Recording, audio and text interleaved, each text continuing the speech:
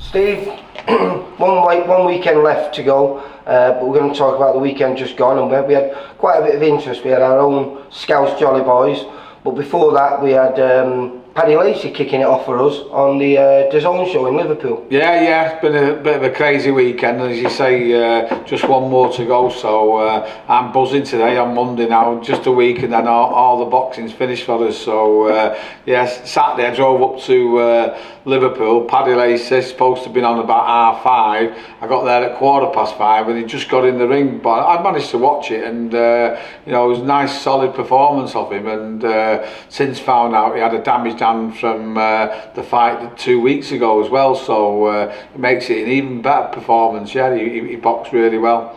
And then you picked me up and you drove me to the Victoria Warehouse show, Pat Barrett's show, where we had the top of the bill with an old VIP fight in Andy Colquhoun against James Moorcroft. Yeah, I'm glad we went now then, because it was a doubt at one stage when I was coming home from Liverpool, and I said I'll pick you up at 9 o'clock, I'll go home and have some tea. And then we had a look on the YouTube channel, and he was running a little bit late, so I said I'll pick you up at 10. I really could have picked you up at 12, couldn't I? Because James didn't fight till 1:45, so at the night it was a bit frustrated, and I'm thinking, oh, a big day tomorrow with the Scouse Jolly Boys. It's going to be hard getting up, walking the dog, doing all the work for the show, and then go to the show. But I'm really glad I stayed, because he put on close to a punch perfect performance, James. I was really pleased with him. Obviously, because of the history that they had with his opponent, I was extra motivated for James to win, and you know, he did a good job. Picked some great punches. Yeah, no, it was 80-72, wasn't it? So couldn't get any better than that. Yeah, it's what we describe in the trade as a one-sided competitive fight, because you've got to give Colquhoun all the credit in that. Even though he was getting hit every time he got up off his stool for 3 minutes, he did keep trying, right to the end. He was coming forward and forcing the fight, and you know, lesser men would have spewed it, but he stuck in and kept trying. But as I say, James was relentless in his jabs, which were going right through the guard, and overhand rights, uppercuts, body shots. Yeah, he mixed up really well. It was a fantastic every performance. punch in the book. Yeah, a fantastic performance. And then, like you say, we was down to 3 fights on the Scouse Jolly Boys. But what 3 great fights it were? Yeah, you know, everything really. I mean, Brian Collins kicked the show off, and Jake Bray always comes and tries, and he did do. But Brian again beat him up, didn't he? And he was a lot more aggressive than he was on the first time. You know, you think of him being a boxer, but he was more of a fighter, wasn't he, really, on Sunday? And that's what people want to see, you know.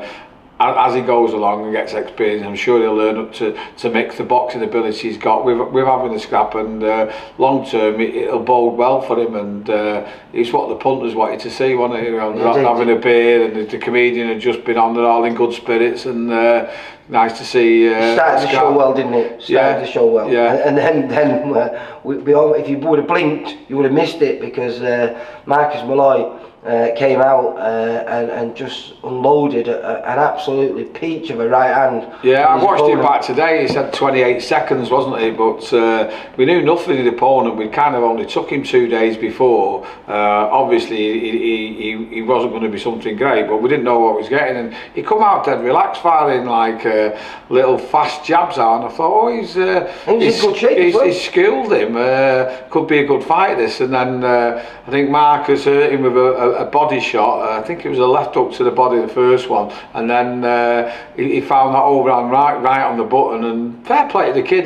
He tried to get up, but you know, he hadn't recovered, and the referee stopped it. So again, for the punters, they all like to see a knockout, don't they? You know, probably like to see a few more rounds before the knockout. But no, fair play, Mark is a good shot, and it'll do his confidence the world of good, that. And then we had little Conor Butler fighting a guy even smaller than him. Yeah. But we know because he'd been on our show a few weeks previously against Brandon New York. Yeah, I think Brandon's the only person who's ever stopped him. Yeah, and, you could see why yesterday, because he took some pasty off Conor, but he was competitive in every round with him, wasn't he? And it turned out a belting little fight. Good experience for Conor, who's like had 7 now. So you know, in the small weights, you know, we're going to be looking for titles for him next year. It might even be early next year. And from what we've seen again yesterday, he's more than capable of it. Yeah. Yeah, it was a really good show. Right, well, we're just going to have a quick break, and then we're going to chat about this weekend, because again, you've got another busy weekend before we shut down. Last one. Let's get over with it. Yeah. See you in a minute. Cheers. Bye. For all boxing info, news and latest interviews, amateur and pro, across the north, click and subscribe. VIP Boxing Promotions. Also Twitter, Instagram and Facebook.